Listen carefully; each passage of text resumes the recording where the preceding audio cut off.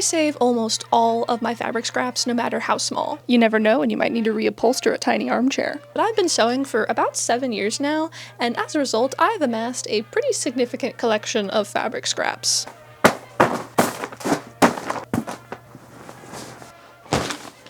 It's kind of becoming an issue. But clearly I'm not alone in this conundrum, because I've been seeing people make scrappy patchwork garments all across the internet for years now, and I want to join the club. So in today's video, I'm going to sort through 7 years worth of fabric scraps and try and turn them into the patchwork dress of my dreams. I feel like I need to explain the giant green thing. A couple years ago, at this point, well, several years ago, at the beginning of my experience in learning how to sew, I decided to start saving all of my fabric scraps and use them as stuffing for a giant ottoman. So I made this big base sack thing out of some green canvas, and then it has a zipper, and so it is full of fabric scraps. This is where most of the fabric from my earliest sewing projects is, and then eventually I realized, well, first of all, that I didn't want an ottoman, so there was no point in making one, and then secondly, that fabric scraps get really, really heavy.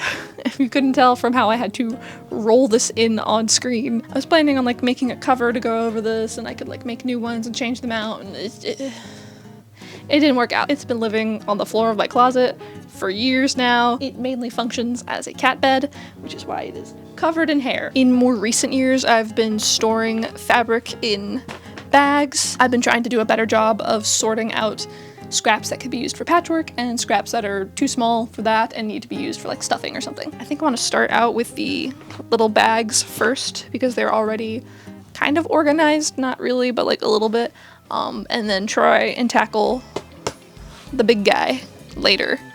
So let's get cracking.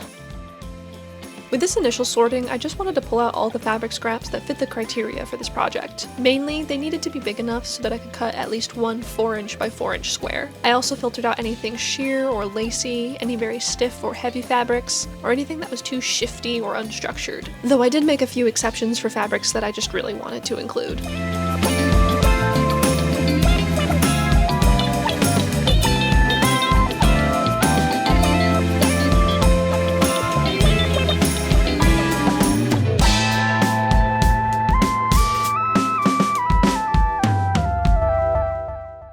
Finished going through all of my fabric scraps, I pulled out everything that is going to be big enough to get a 4" by 4" square out of. In that process, I found 5 straight pins mixed in with all my fabric scraps. The next step is to start pressing everything and cutting out squares. I did actually already go ahead and make a sample block of the design that I have in mind. I found this technique on Pinterest. I think it's called a disappearing 9 block. You take 9 squares, sew them together into a 3 by 3 block in a sort of checkerboard pattern, alternating colors, and then you take that and you cut it in quarters down the middle, and then you take each of those quarters and you rotate them, so what was the outer corner of the big square is now in the middle, and then you get this. That's gonna be my plan for this whole thing. Most of the examples I saw online were all using the same like 2 colors of fabric for every block, so it creates kind of like a plaid gingham-y sort of a look, which is really pretty, but I obviously am going to be mixing and matching and combining different things, so it's going to be a bit more of like a crazy quilt kind of vibes, but with this base structure. So I've measured this finished block, done some math based on my measurements for my dress that I want to make. I think I'm gonna need like 750 squares. Anyway, let's iron some fabric.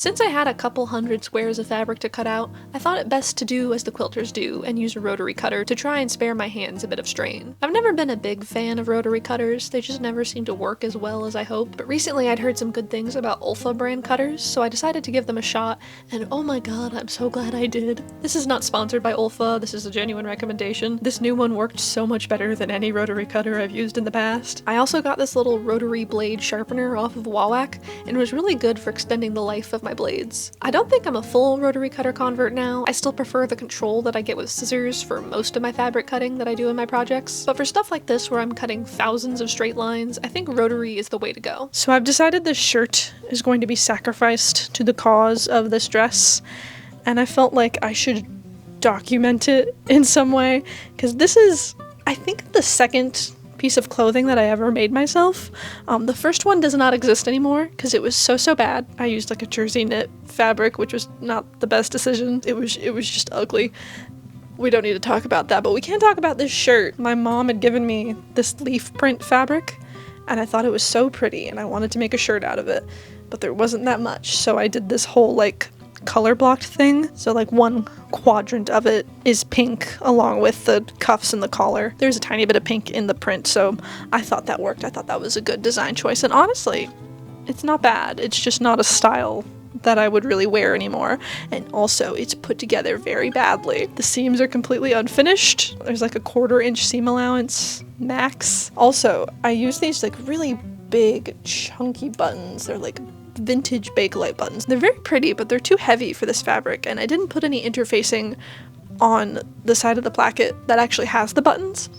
But then on the side that has the buttonholes, I used like a fusible hem tape or something. It's like a grosgrain ribbon. It is so thick and heavy. It is also peeling off. It's just not a good shirt, even if it was well made. It's like not something I would wear.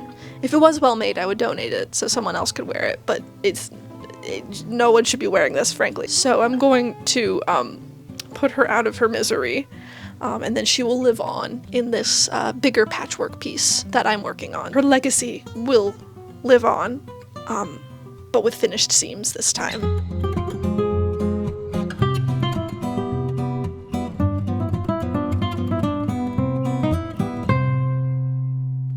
Okay, so I have cut out all of the scraps that I can so far. I've got them in this disposable foil baking dish because it's what I had on hand to store them in. So I have 583 squares in here, which based on my math should be enough for the full dress. Is that correct? Who knows? So now I need to sort through them, kind of organize them by color again, and then start arranging them into blocks, like my little sample one here. Because I want the individual blocks to be consistent in color. I wouldn't want like 5 different colors to make one of these. I want 2, maybe 3 in there. So I need to organize them and figure out how I'm gonna go about that.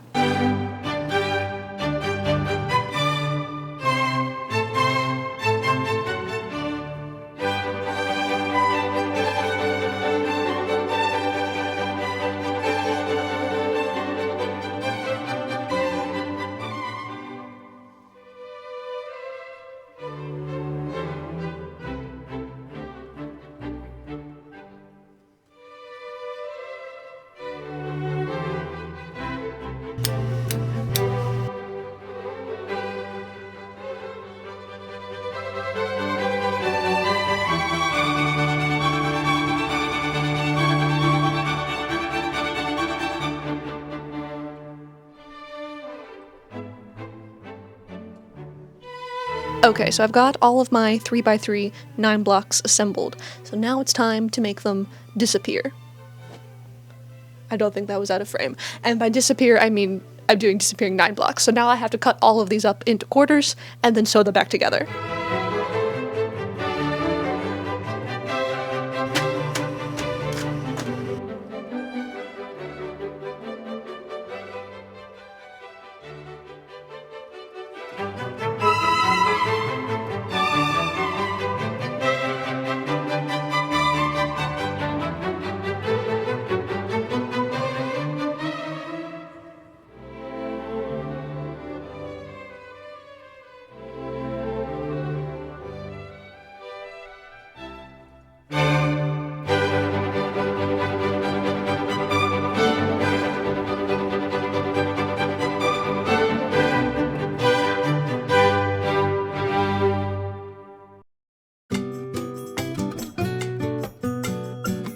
Once all the blocks were done and I had arranged them in an order that was just the right level of randomness, I could start assembling the final patchwork fabric.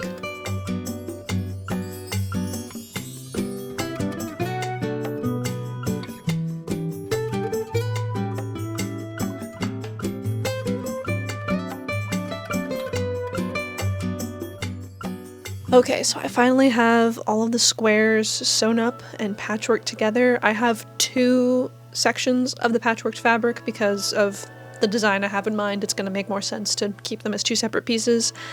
So now it's Tinily Fime.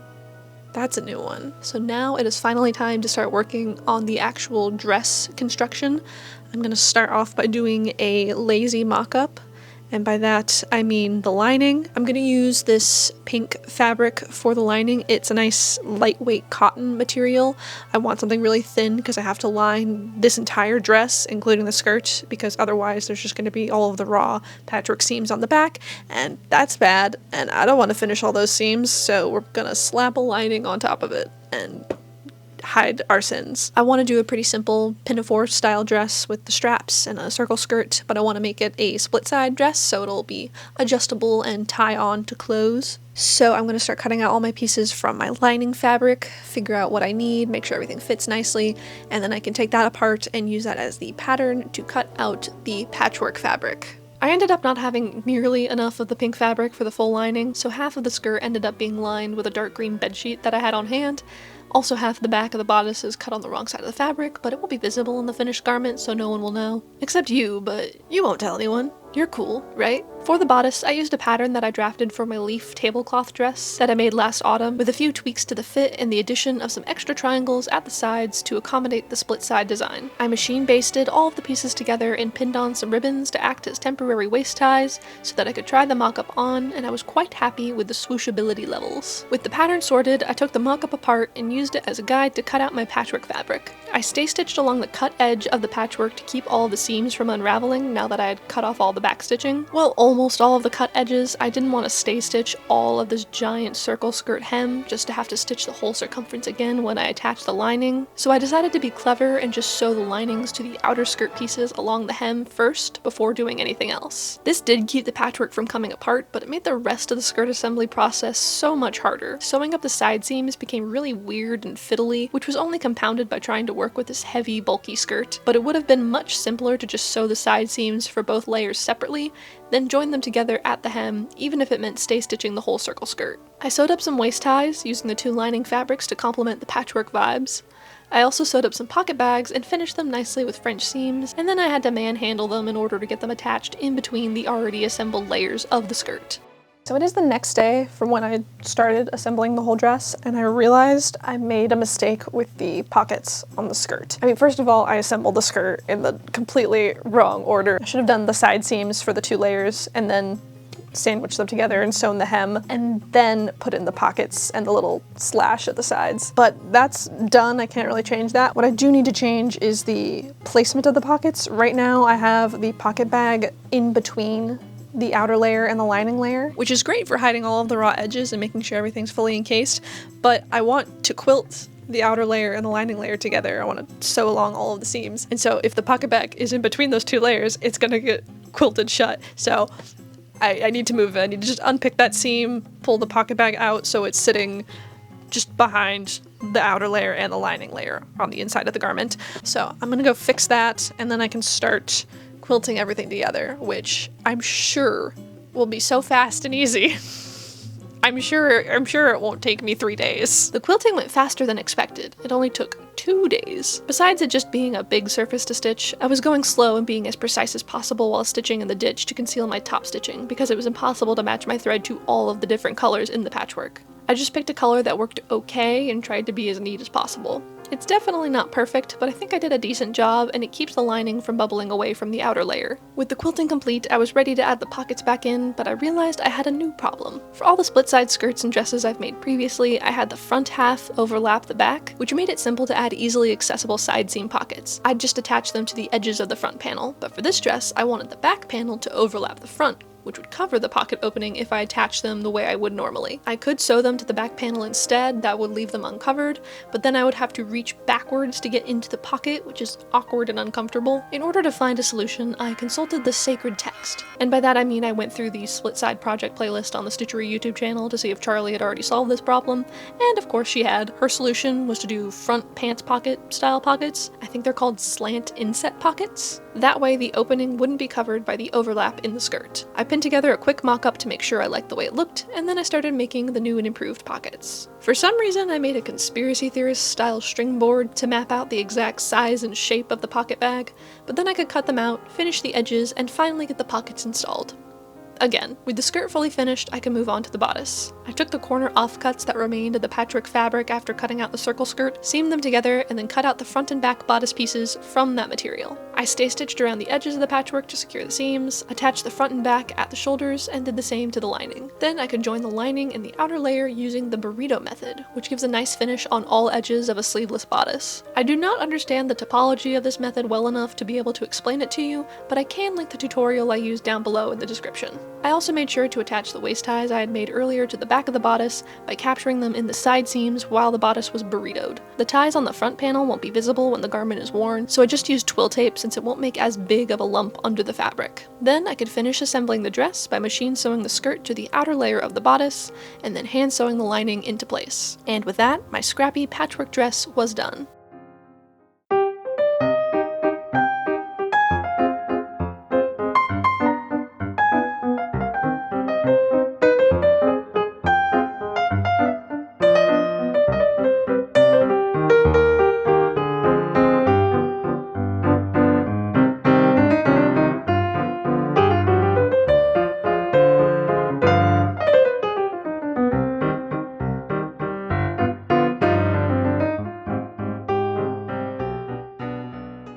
Okay, so the patchwork dress is finally complete. I've been working on this project for like a month and a half, I think. I'm very happy with it overall. There are a few issues, a few small critiques. Mainly, you remember at the beginning of the video when I said fabric scraps get really, really heavy? So it turns out that that still applies when they're in dress shape.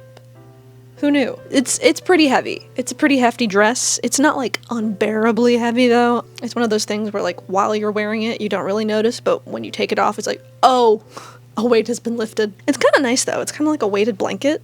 It makes me think of those lead vests that they make you wear when you get an x-ray done at the dentist. And I like those vests, so I'm happy. A somewhat bigger issue is the overlap at the side where the split side meets is basically non-existent. I wanted them to overlap like about an inch or so, but I kind of messed up with my measurements, I guess, and they kind of just barely touch. There's maybe a 1/4 inch of overlap depending on how I'm sitting or standing, but not all that much. So there is a gap at the side here, but it's not that big of a deal. I would never really wear this sort of dress without a shirt underneath, just personally, that's just my preference. And I always wear shorts under skirts and dresses anyway, so it's not like I'm at risk of flashing anybody or anything like that. And with how like chaotic and dense this patchwork pattern is, it's not super like glaringly obvious that there's a gap there, but there is a gap. Honestly, the biggest issue is sometimes I like go to put my hand in my pocket and I miss and I get the hole and it's just like into the vastness of space. Speaking of the pockets are excellent. These are great pockets. They're just the right size. I have on more than one occasion made my pockets too big, which is apparently a thing that can happen. Shocking to me, I know, but sometimes I make the bag so long that I can't touch the bottom. So you put something in your pocket and it goes to the bottom and you try to grab it, you can't reach it, so you try to like lean down to get it, but when you lean down, the whole garment moves with you because it's on your body, and that's how clothes work. These pockets don't have that problem. They're good length. One other small critique, I do kind of wish I'd put some more exciting colors on the bodice. I do like the squares that I ended up with on the front. The back is, there's a reason I picked those pieces for the back. Let's just say that. I wasn't really thinking when I laid all of the patchwork pieces out. Well, I was thinking, I was just thinking wrong. I was arranging all the pieces thinking of what was going to get cut off when I made the skirt, even though I already knew I was planning on using the offcuts to make the bodice, but it didn't occur to me, so I was like, ooh, I really like this square. I want to make sure it's on the skirt, so I'll make sure it's not in those corners. So it ended up that the blocks that I didn't like as much got put in the corners, and then that became the bodice. So As a result, I don't love the squares on the bodice. I don't hate them, but it's fine.